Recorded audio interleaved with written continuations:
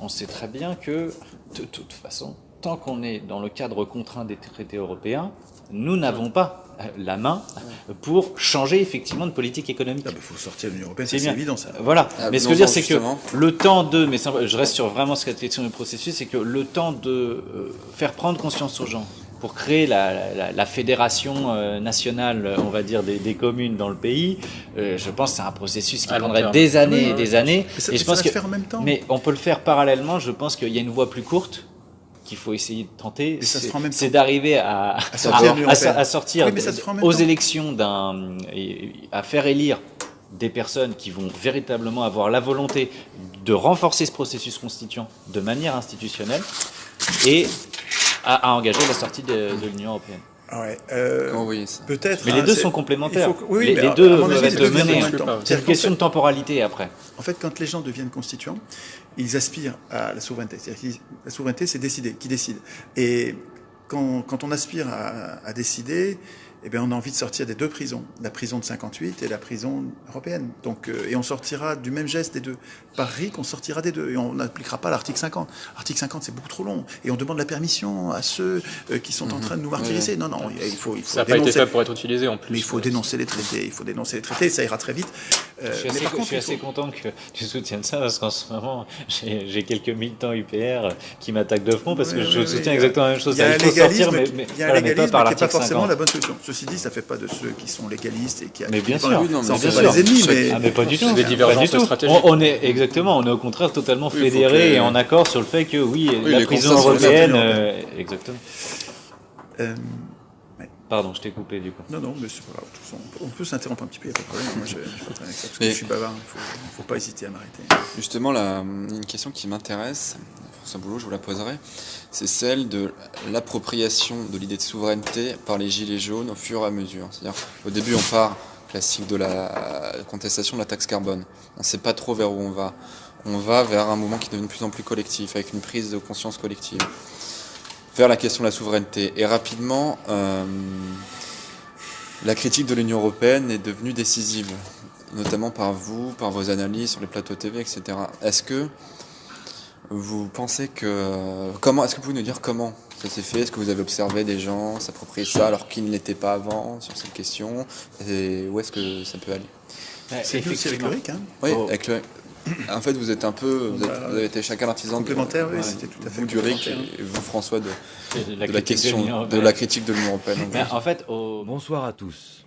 J'aimerais revenir avec vous sur ce passage vidéo, car j'ai été assez choqué que durant un entretien qui a duré près d'une heure entre Monsieur Chouard et Monsieur Boulot, où il fut question de la question européenne qui est primordiale pour notre avenir, ils ont parlé, j'ai entendu parler de Monsieur Branco, j'ai entendu parler de Monsieur Ruffin, et bizarrement, je n'ai jamais entendu parler de Monsieur Asselineau, sauf dans cette séquence où l'on peut voir qu'il balaye d'un revers de la main l'article 50, comme si c'était une solution légaliste dépassée, ce qui d'ailleurs est assez étrange de la part d'un avocat, pour faire ça.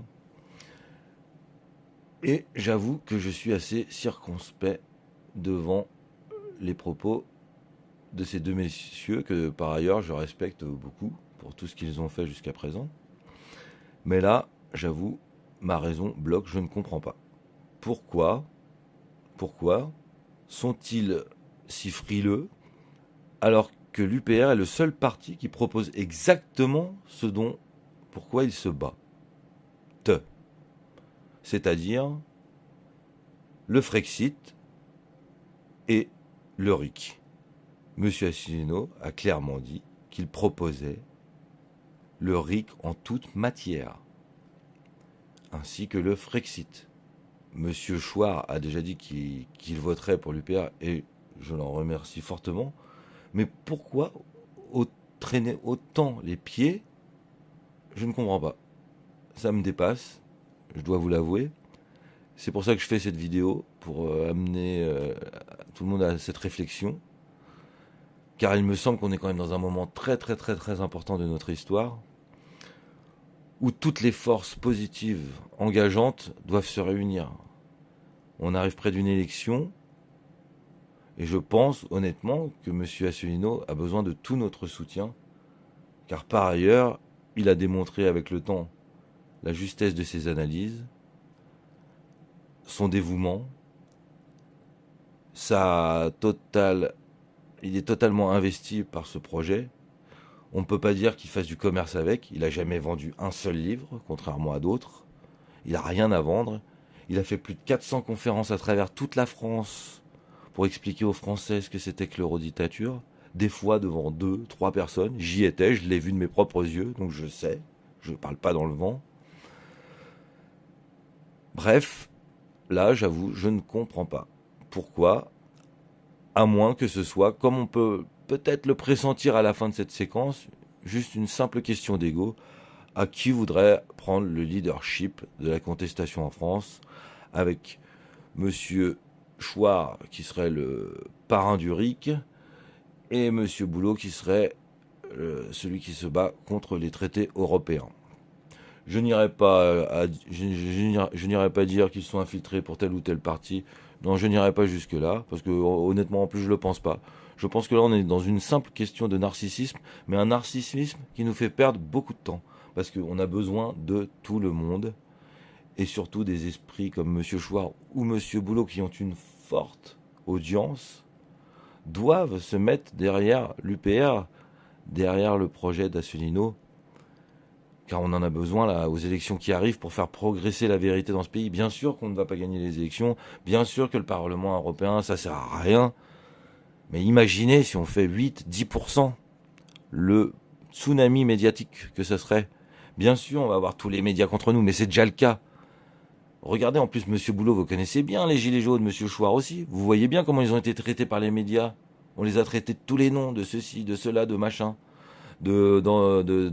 D'antisémites, de complotistes. L'UPR subit exactement la même chose. Ça suffit pas à vos yeux, vous voyez pas tout le manège qu'ils font avec le Philippot, qu'ils essayent de mettre à la place pour parodier et salir l'idée du Frexit, salir l'UPR. Vous ne voyez pas tout ça? Vous ne voyez pas tout ce qui se passe? On a besoin de vous, Monsieur Boulot et Monsieur Chouard.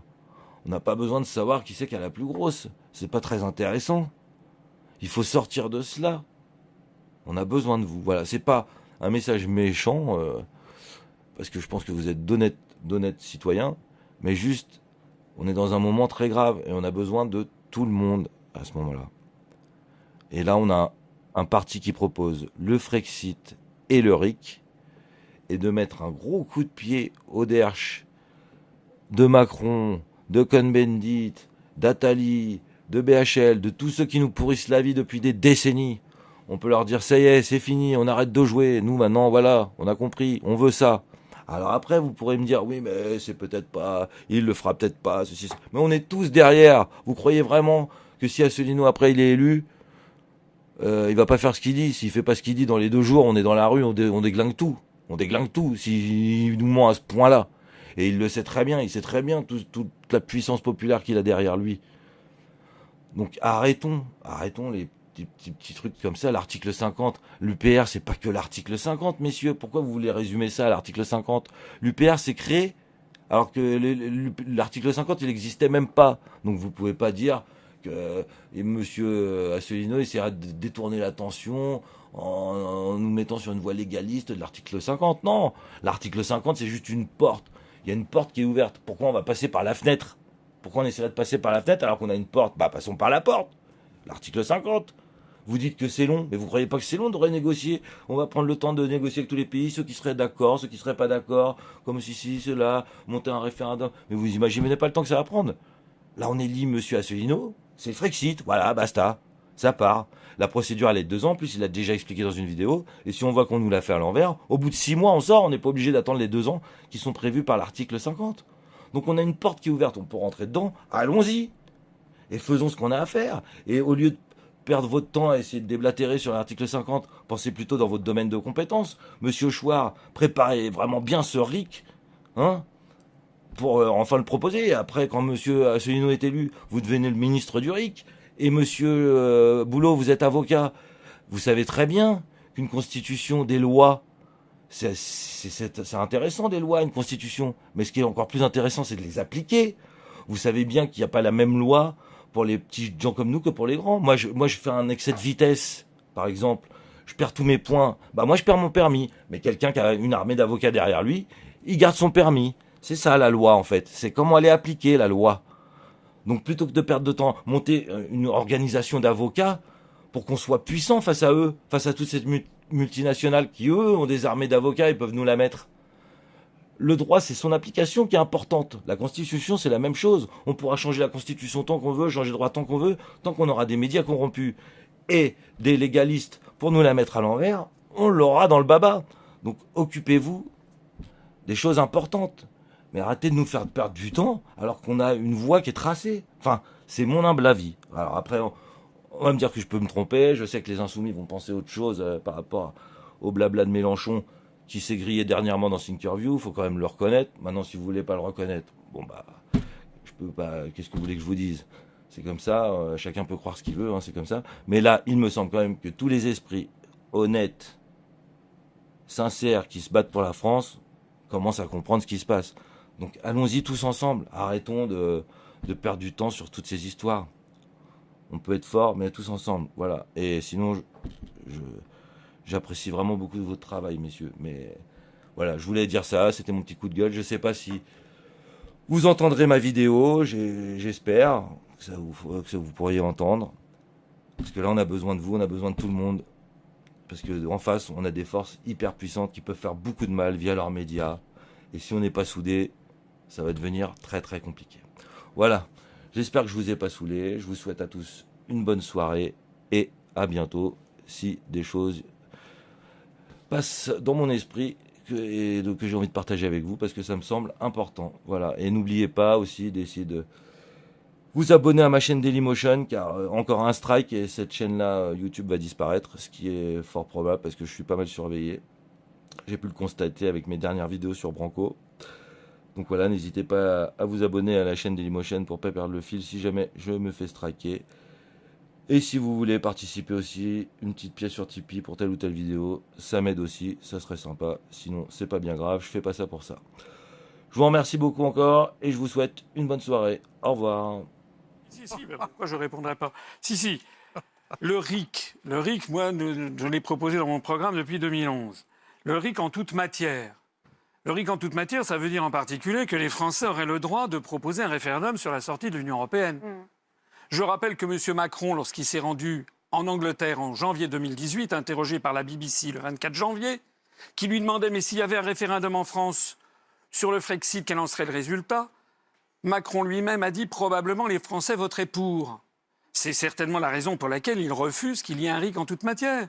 D'ailleurs, il y a toute une série de sujets qui ont été désormais transférés à Bruxelles et sur lesquels la France n'a plus de pouvoir. C'est pour ça que Macron ne propose pas le RIC en toute matière et qu'il veut un RIC partagé. Un million de signatures. Non, attendez, 1 million de signatures, mais l'accord aussi du Parlement. Et c'est là justement que ça bloque.